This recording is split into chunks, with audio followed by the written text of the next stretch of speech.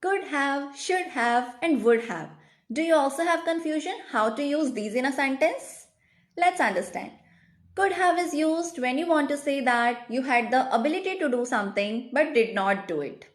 Or something was possible but it did not happen. For instance, I could have scored good marks. It means I did not score good, though I had the ability to do so.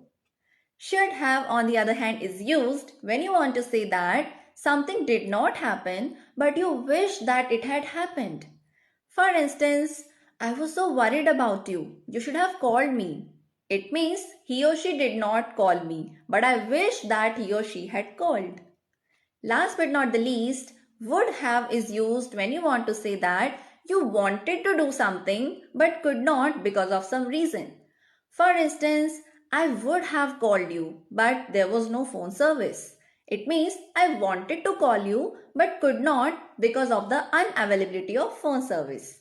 I hope you understood. If yes, you know what you have to do. You have to frame sentences based on these in the comments below.